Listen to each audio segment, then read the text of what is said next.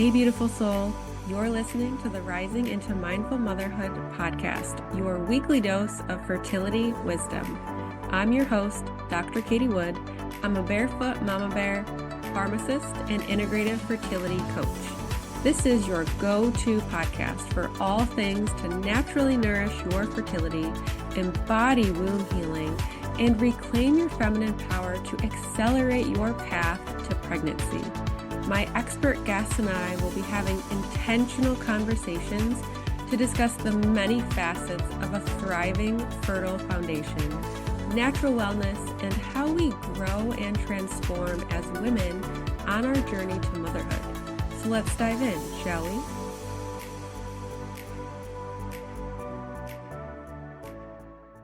Hello and welcome to Rising into Mindful Motherhood. In this episode, I'll be talking with Dr. Trisha Zehrung, a doctorally prepared nurse practitioner and fertility consultant. After experiencing her own fertility challenges, she realized the huge gap in fertility care and now works diligently to fill that gap and help busy couples optimize their fertility through natural and holistic solutions. And in today's episode, we're going to be discussing inflammation, which is really the silent alarm that's affecting your fertility. So welcome, Dr. Trisha. I'm super excited for our conversation today. It sounds like we have very similar backstories that is fueling our passion to help couples conceive, because I resonate with your story so much. I experienced my own challenges conceiving, and as a healthcare provider, I experienced firsthand the gap that we have as women and couples when we want to be able to optimize our fertility naturally. So super excited to have you here. Yeah, thank you so much for having me. Yeah, I feel like even as practitioners, that gap is, when we experience that gap in care and the difficulty navigating it, I knew that I needed to step into that and do something about it with my background. And I'm sure you kind of felt similar. Absolutely. And I feel like in pharmacy school, I don't know about school for you, fertility was probably just one of those very briefly touched upon topics. And then, of course, as women growing up in this modern day and age, we're just not educated enough on our bodies and like what fertility really even is and what it means. So, yeah, super excited. We haven't touched on inflammation like specifically in an episode, and I feel like the term inflammation is thrown around so much, but I would love to have you share with the listeners, what is inflammation exactly and what does that mean? Yeah, so inflammation itself is not typically a bad thing, right? It's actually a good thing and a normal bodily response to, a cut or an abrasion or something that happens and we get inflammation in the area, we see healing and scabbing happen. The problem with inflammation is when it changes from that acute inflammation to a chronic inflammation, where there's something going on in the body that is chronically causing a low level of inflammation at all times. And what that, at the most simplest terms, does is it puts our body in this state where it's not prioritizing procreation. So when our body is trying to constantly fight off some sort of inflammation, something going awry in our body, it is not going to prioritize procreation because that's not the most important thing. Healing is the most important thing. And so we have to then be little investigators to figure out where inflammation could be coming from. But I see inflammation being one of the causes, because it's not the cause. We have to dive deeper to figure out where it's coming from. But that's a lot of the underlying issue, is that somewhere under the surface, outside of the reproductive system, usually we see inflammation affecting fertility.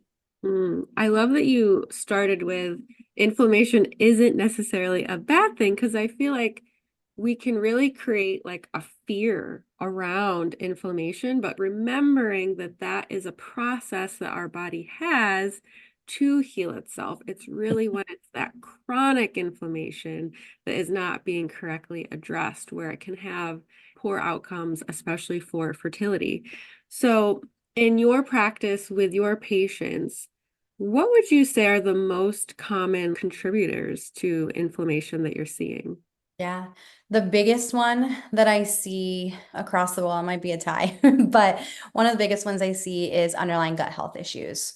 So oftentimes I'll get GI map results back, which is a comprehensive stool test that's kind of like a snapshot of your microbiome and what the bacterial balance looks like. A lot of times I see a lot of inflammatory bacteria overgrowing, which causes breakdown in the gut lining, causes things that aren't supposed to get through into the extraintestinal system.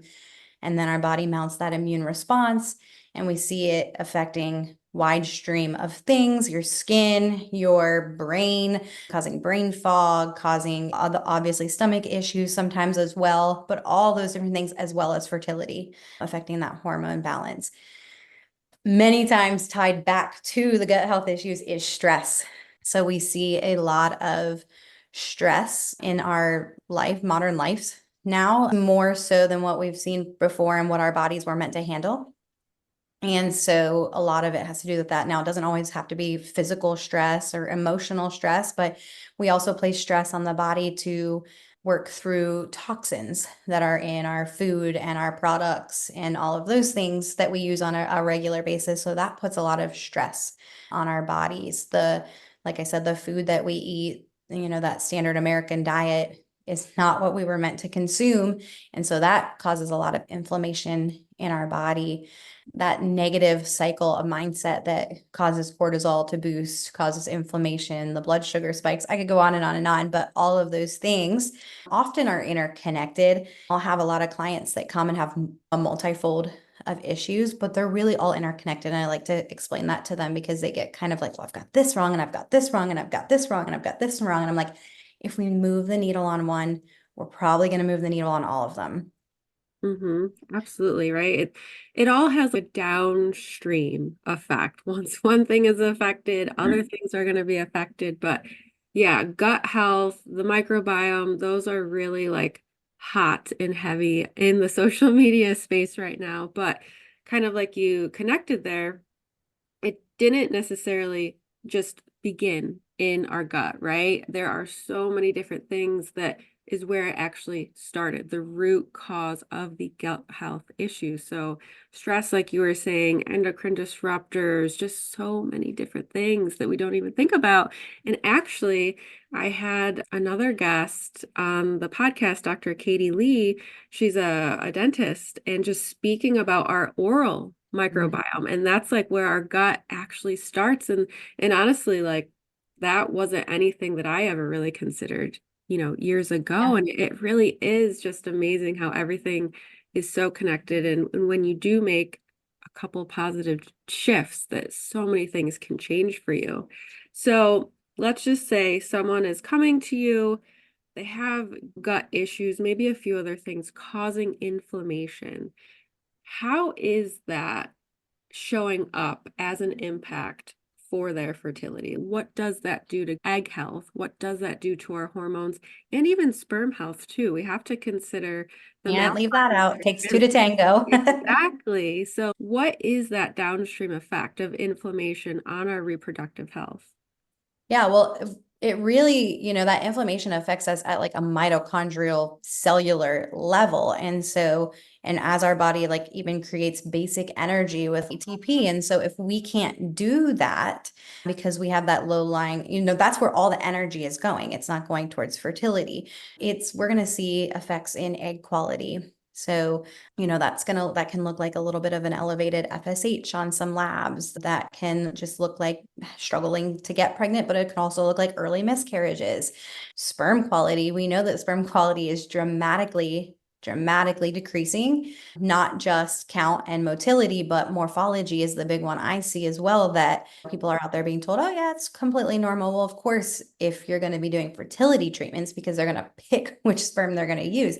But if you're trying naturally, morphology does matter. If only 2% of your sperm are normally shaped, they're not going to probably get to where they're trying to go. And then we see motility drop down and we start to see count drop down as well, because all of that is really that inflammation from the lifestyle affecting the sperm quality. Now, the good news for egg quality and sperm quality, of course, is that research has shown us that even a shift for 3 to 6 months can make a huge impact on sperm and egg quality. And so, yes, it's not a quick fix, but it also doesn't take all that long to see those big wins and to be able to prepare your body to get pregnant quickly either. Back to women, we can see it also affect that uterine receptivity, the ability to implant if there's inflammation going on there. We know that inflammation is linked to endometriosis, and certain things we find in the gut are linked to endometriosis as well. So that can have an effect as far as overall hormone balance. If we've got inflammation, our body's not prioritizing that production either, and it can affect other things like the hypothalamus pituitary ovary connection, as well as like DHEA production and things like that. So there's a whole host of issues that inflammation causes, and I always just try to sum it up simply to my clients: inflammation and fertility are not friends.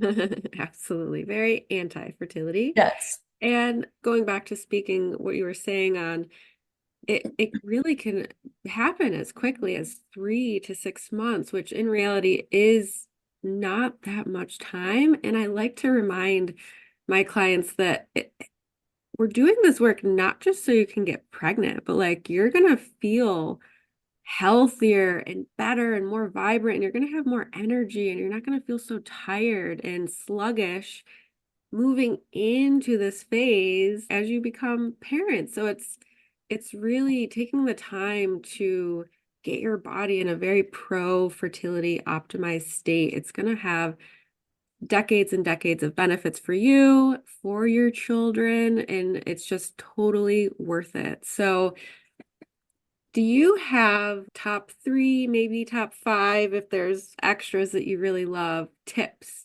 to help combat inflammation? And obviously, depending on what is the root cause of the inflammation, it could be more specific for some people, but just general overall tips that pretty much anyone could benefit from. What would those be?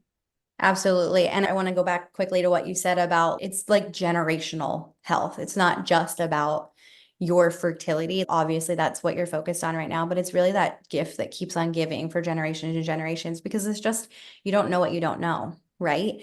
And so a lot of people don't know where to start because they're not given any direction in their traditional fertility offices about this information on how they can make these improvements. Right. My top three would be, of course, always number one is nutrition. Take a inventory of what your nutrition looks like.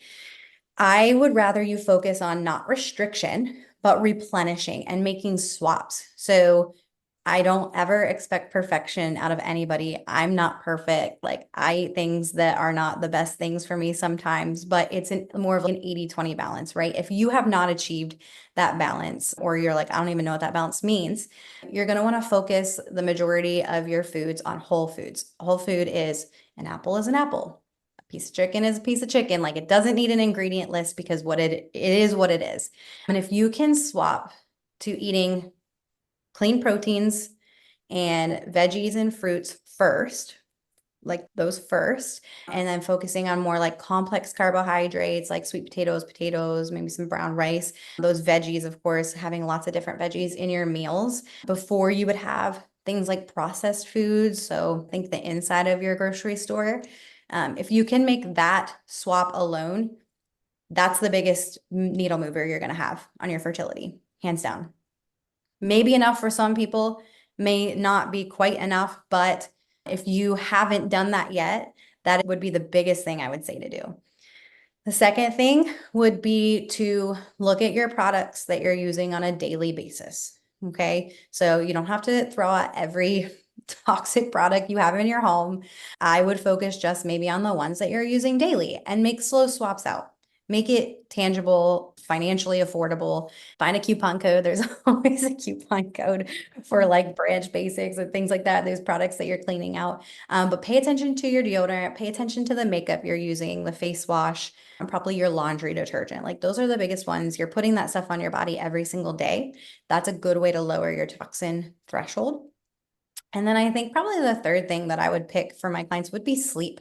Make sure you're getting enough sleep. I know that sounds so simple, but it's not, because a lot of us are going to bed pretty late, then we're still getting up early, and we're not really understanding how that's affecting our body. And I think I spotted an aura ring on your finger. And I also have an Yeah. aura ring on my finger. HRV. And the amount of information that I learned when I started wearing my aura ring, I already knew most of us have our deepest sleep in that early part of the night. So that 10 p.m. to 2 a.m. is where the most of us hit that really deep restorative sleep. If we're not going to bed until after 10 p.m., we're missing a lot of that restorative sleep. And so while we may wake up, a lot of us wake up, oh, I still kind of like feel tired, but I slept all night. Like, I don't understand. But you didn't hit that deep sleep because you were going to bed too late.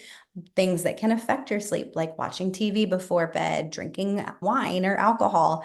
I noticed like even having 1 to 2 glasses of wine before I went to bed, like on a weekend, really negatively affected my deep sleep.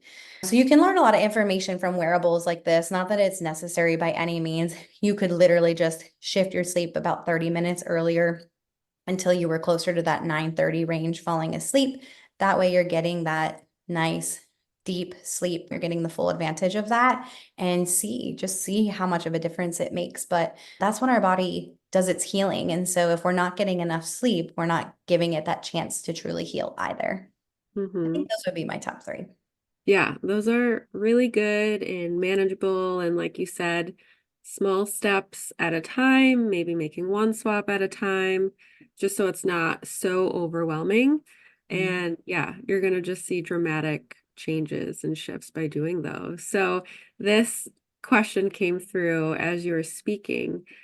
Can you think of any heavy hitters or causes of inflammation that people may not realize? So, what I'm thinking, I remember way back when someone in my fertility community was asking about cannabis. I feel like we all know that cigarettes, smoking tobacco is not good, but then sometimes we may have the misunderstanding that, oh, cannabis is like natural, but no, cannabis is actually very, very bad for your fertility for both men and women.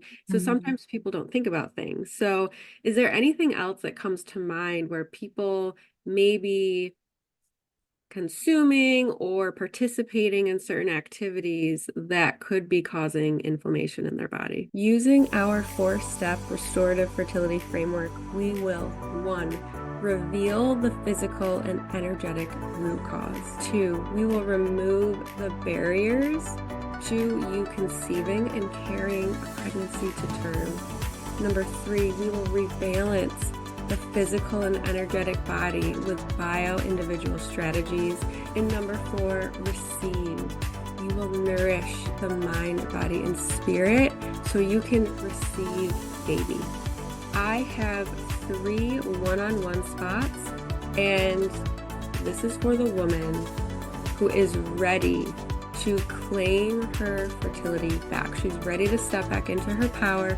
She is ready to do what it takes to finally get pregnant. If you want to learn more about this, find me on Instagram at @the_wellness_pharmacist. My Instagram is going to be in the show notes. Yeah, so just coming to mind, of course, and this may not be as much of a secret. And again, I do want to say that gluten itself is not always bad, but I think that for most and a lot of the people, I find there's a breakdown in the gut lining that they are highly reacting to gluten. We know gluten in America is sprayed with glyphosates. It's just trash, honestly, here. Gluten, you're finding, that's going to be your pastas, your breads, all those processed foods anyway. But I do find a lot of people reacting to gluten. She says, I can see it in the nut, like it's plain as day. It's through in the red so high. And it doesn't mean that they're like that forever. It means they have underlying work to do. But I know that that is one that a lot of women I've seen cut gluten out for a little while and they feel so much better and their fertility starts to balance out and ovulation starts to be restored and they see a big shift. I think even though we talk about it a lot, I think just leading the American stressful lifestyle. And I know there's a lot of taboo about saying stress causes infertility, right? Because we're all stressed when we're trying to conceive and we can't, right? Like that piece is really hard to control. But it's that stress on top of all the other stress we have in our lives and being afraid to slow down and rest and allow our bodies the time they need to rest. So I think while stress is talked about a lot, I do think people underestimate like just the effect of stress. I have a lot of like night shift workers who are like really stressed because they're thrown off their circadian rhythm. And they're really surprised when they see that throw their cycle completely off. But it really has a true effect. Cannabis is a great one. That's one studied very heavily in the research along with smoking. But yeah, I think like people think that is a harmless one, and it's really not. It's very studied. Same with alcohol. Alcohol is studied. I know people want to continue to consume alcohol when they're trying to conceive, which by all means, I'm not telling you to turn your life off if that's something that you enjoy, but we do have to remember at the end of the day, alcohol is a toxin. And so it's going to affect it to some extent. And so taking a real look at like your husband and the woman's lifestyle and how much you're consuming alcohol does matter. I think there's been a lot of talk around cycle syncing and certain like workouts and stuff. I know like HIIT has been like super discouraged in the fertility community. That's not necessarily the case for all. Like PCOS shows really good statistics with HIIT. However, for women who do have like really high cortisol, sometimes it's not always the best option for them. So that can come as a surprise, I think, to some people as well. So I think just digging in though and knowing, where do you lie? What do you have going on? You'll see all these general recommendations online. Oh, this supplement is like the key to getting pregnant. A lot of people are all on myo-inositol and they're like, well, this is the key. I saw it online. Like they told me so, but you don't have PCOS, you don't have insulin resistance, like you don't really have a reason you're ovulating just fine. That's probably not going to be the magic fix for you. So I think there is so much value in just figuring out exactly what's going on with you. However, going back to some of those fertility foundations that we talked about, if you haven't done any of those yet, that's a really, really great place to start and just get the support and the guidance that you need to be able to sustain them. Because that's the big thing. We can tell you all of these things, but if you don't have the support in place to be able to sustain them, and it's going to make it a lot more challenging for you. You're going to want to give up. You're going to feel like it didn't work for you when maybe you just didn't try long enough, right? You didn't have the support you needed and the people in your corner to be able to guide you through that. Mm-hmm. Absolutely. And those are all really good ones to look out for and just be aware of. And one that just comes to my mind is seed oils because Uh, they're hidden in yeah. everything. They Like, are hidden in everything. And that's when I start to teach my clients how to read labels. They're like, it's in everything. And I'm like, yeah, it is. And it's one of those things, just like toxins, I say, don't stress the stress that you're going to cause yourself to cut every single seed oil in your entire life is not worth like the actual effect of just having a little bit in your life, right?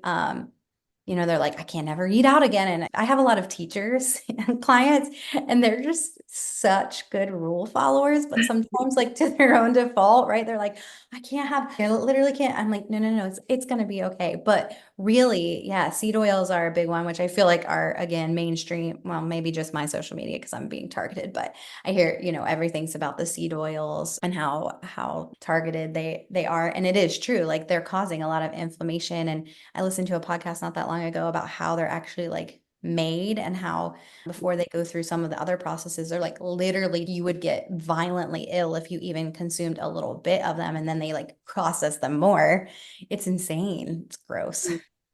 yeah, like canola oil was first made for car engines or something like that. But I feel like a cool way to look at seed oils is kind of the way with the endocrine disruptors, the kind of making healthy swaps, things that you eat often and regularly, try to find healthier options. So like if you eat salads on the regular, right, try to find a salad dressing that is maybe made with olive oil or avocado oil or make your own at home. So just things like that, because I try to be very careful for myself and my family too, but there are some things that do still have seed oils. They are hard to avoid, but trying to find healthier swaps for the things that you regularly consume. And just going back to what you were saying about stress is we all have different capacities and different You can call it like a stress bucket, toxin bucket, inflammation bucket, whatever you want. But,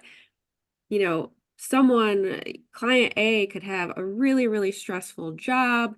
Maybe they drink a glass of wine every night when they come home and they're using Bath and Body Works products or something like that. And then someone else could maybe not have so much of a stressful job, but her partner smokes in the home, or, we all have just different capacities. So kind of like what you were saying is you really have to become in tune with your own situation and like what things are really going to benefit you could be very different from what could benefit me, right? People who live in the city, you're breathing a lot more polluted air than someone who's maybe living in the country. I mean, that could be debated if you live near corn or something like that, but it varies person to person. So that's where working with someone like Dr. Trisha or myself or anyone else that you feel aligned with can be so helpful, because we're going to help you figure out like, yeah, these are some of the things that are really like taking a lot of space in this inflammation bucket. Like, here are places where we can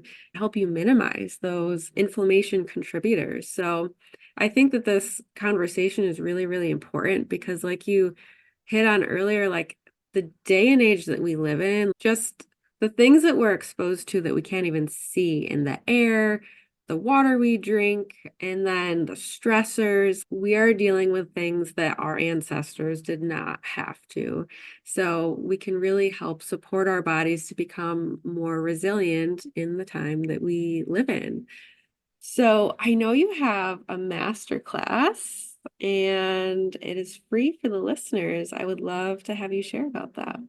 Yeah, so I have this awesome, amazing, jam-packed masterclass that I created for all of you because I think we were talking about briefly in the beginning is you didn't learn anything about your cycle. As high schoolers, we were just like whatever, and in college, probably doing all the things to our bodies that we just talked about not doing, not sleeping, all of that. But somewhere in there, we never learned actually anything about our cycle and the signs that it can give us and the clues that it can give us that maybe are a hint to why we could be struggling with infertility. Or even just if you're not struggling with fertility, it's still important to understand your cycle, especially if you're going to try to conceive. I mean, there's many women out there who just continually follow like an app that says they ovulate on day 14 and they haven't gotten pregnant, and this whole time it's because they actually missed their fertile window because they're basing it off of a generic app that it doesn't know anything about them. And so you can be in the driver's seat of that if you truly understand the intricacies of your cycle and the hormones and what is happening and the fertile signs. And so that was really the purpose behind creating this masterclass, was so that you could understand at a basic level what your cycle is, how, like, the phases of the cycle, how you progress through them, and use your cycle to compare to the norm, because we don't even know what the norm is out there. Even your OB will tell you like, oh, your cycle's like 30 days and then 40 days. Oh, yeah, it's normal. It's not normal. It's not normal. And so to get that information out to you all, I created this master class. You're going to want to have a pen and a notebook nearby, but it's really a good introduction into all of the things that you can do to be empowered in your fertility journey and how to use that to hopefully get pregnant faster. Amazing. Yes, our cycles are our health report cards, and you can really learn a lot when you can hone in and maybe even take your BBT and just see Yeah. what's going on. So amazing. And if you want to share with the listeners where they can find you, learn more, and connect with you. Yeah, I'm best found on Instagram at Trisha Zehrung, and hopefully that you can put that in the show notes so they know how to spell that crazy last name. So yeah, that's where I'm best found. I love chatting with my followers. So if you have any questions, please pop into my DMs. I'd be happy to start a conversation with you, learn more about you and your journey. I just love that people are in there and sharing with me, and that I get the blessing and opportunity to be able to walk alongside you all in this journey, because I know that it's not an easy one.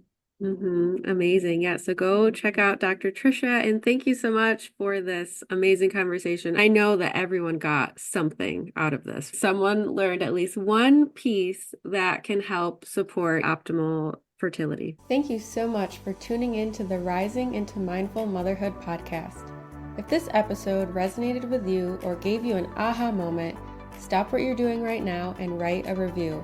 This simple act of kindness helps me get this podcast out to connect with as many women as I possibly can. I also have a special offer. If you send me a screenshot of your review, I will take $250 off one of my premium coaching containers.